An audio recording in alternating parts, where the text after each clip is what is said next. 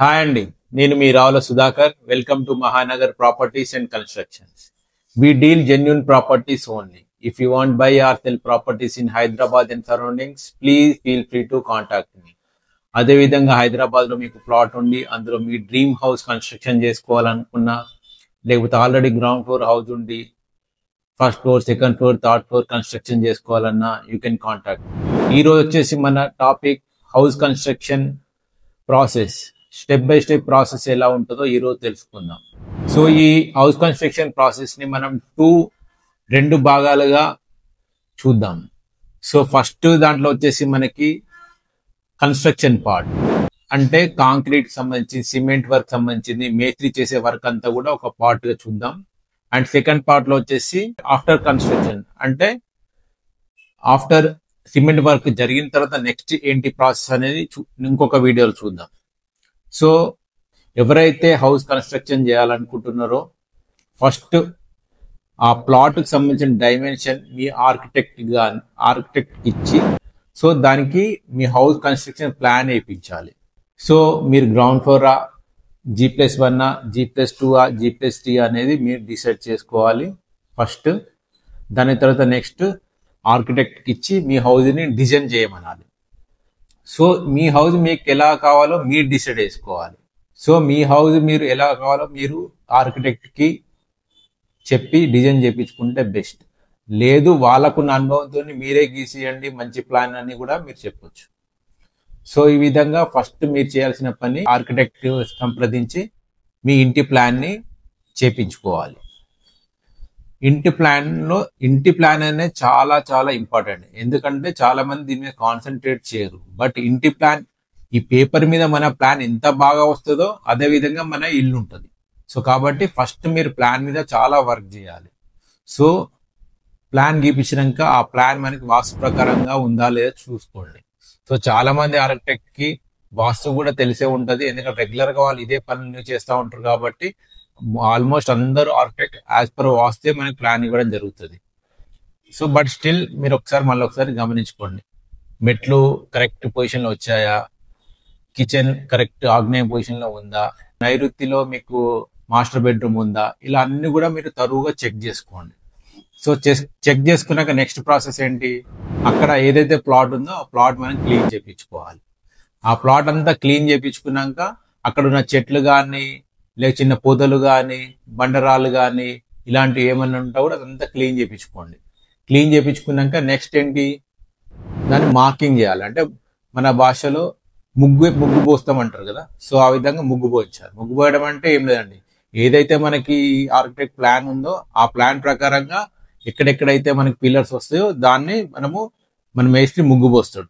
So దాని ప్రకారంగా మనం ఎక్కడెక్కడ ముగ్గు పోసుకున్నాక గుంతలు ఎక్కడ తీయాలనేది మనకు తెలుస్తుంది. సో ఆ ప్లాన్ ప్రకారంగా ముగ్గు పోసుకున్నాక నెక్స్ట్ గుంతలు తీయాలి. గుంతలు తీపించడం అనేది ఒకప్పుడు ఏంటంటే లేబర్ పెట్టి లేబర్ తోని తీపించేవాళ్ళం. బట్ అది కొద్దిగా ఎక్స్పెన్సివ్, లేబర్ ఖర్చు ఎక్కువ అవుతుంది, plus time taking process. Present ఏంటంటే మనకి అన్ని ఊర్లలో కూడా ఎక్కడ చూసినా కూడా జేసీబీలు వచ్చేసినాయి. సో జేసీబీతోనైతే వర్క్ ఫాస్ట్ గా అయిపోతుంది.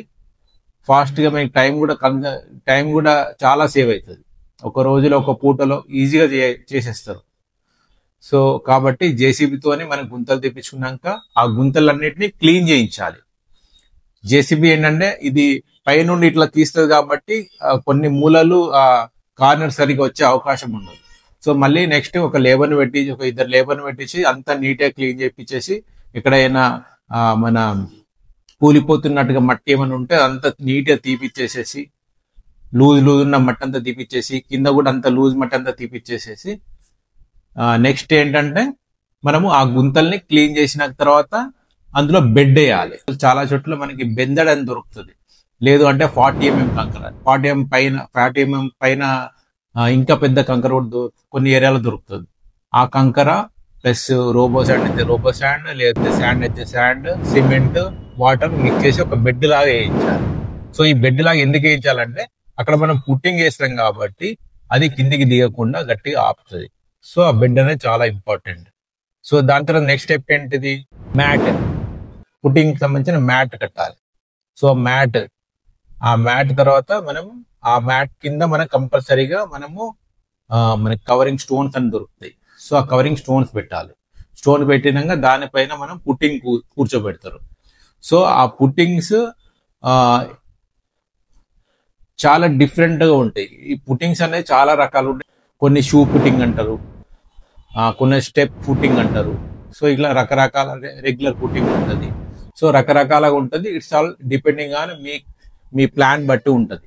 చాలా మంది ఎక్కడైతే మన ప్లాట్ పక్కనే ఆనుకొని ఇల్లు ఉంటుంది, సేమ్ టైంలో మన పిల్లర్ పొజిషన్ కూడా అక్కడే వస్తుంది అనుకోండి దానికి ఆనుకొని. సో అటువంటి కేసులో మనం కంపల్సరీ షూ పుట్టింగ్ వేయాలి. బట్ చాలా మంది బిల్డర్ కానీ మేస్త్రీలు కానీ రెగ్యులర్ పుట్టింగ్ చేస్తారు. బట్ అది తప్పండి, కంపల్సరీ మనం షూ పుట్టింగ్ వేయాలి.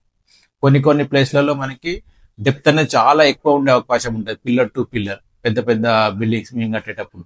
సో అప్పుడు స్టెప్ పుట్టింగ్ అని వస్తుంది. సో ఇలా రకరకాల పుట్టింగ్స్ ఉంటాయి. సో ఆ పుట్టింగ్ మీకు సంబంధించిన ఆర్కిటెక్ట్ కానీ బిల్డర్ కానీ వాళ్ళు డిసైడ్ చేస్తారు. దాని ప్రకారంగా మీరు పుట్టింగ్ వేయించుకోవాలి.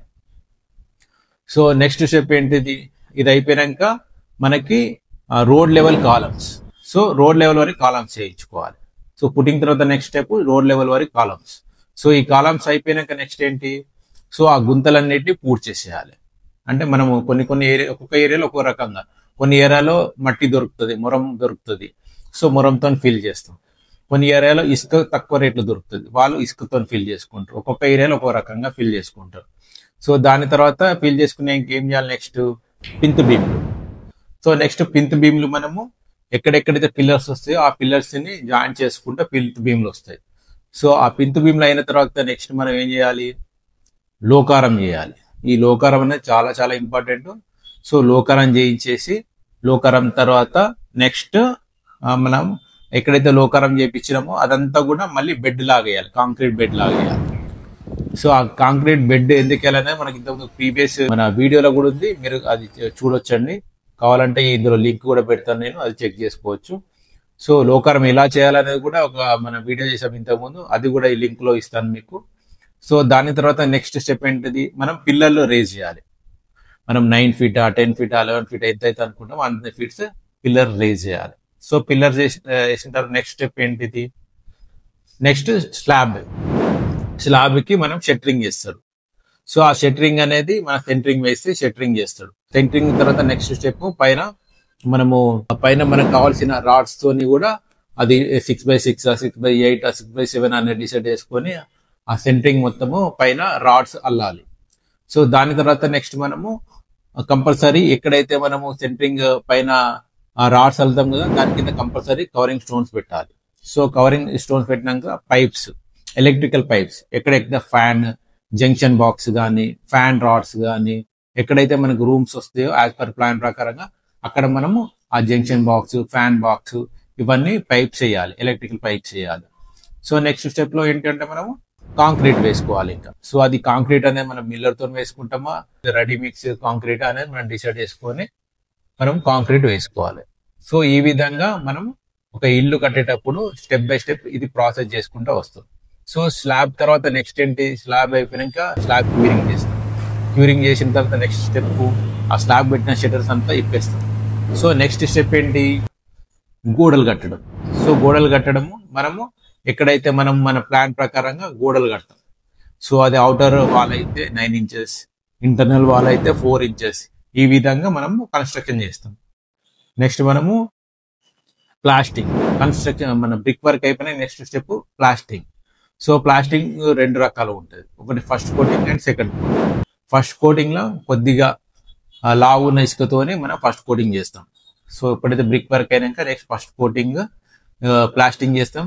ఫస్ట్ కోటింగ్ ప్లాస్టింగ్ అయిపోయినాక మనము ఏదైనా పైప్స్ వేసుకోవాలన్నా ప్లంబింగ్ పైప్స్ కానీ ఎలక్ట్రికల్ పైప్స్ కానీ వేసుకున్నాక నెక్స్ట్ ఏంటి, సెకండ్ కోటింగ్ చేస్తాం. దాన్ని కొన్ని ఏరియాలు దుబారా కూడా అంటారు. సో ఈ విధంగా ప్లాస్టింగ్ 2 రకాల ప్లాస్టింగ్ చేసుకుంటాం. సో ఇప్పటి వరకు సో ఒక ఇంటి నిర్మాణంలో అన్ని స్టెప్స్ అయిపోయినాయి.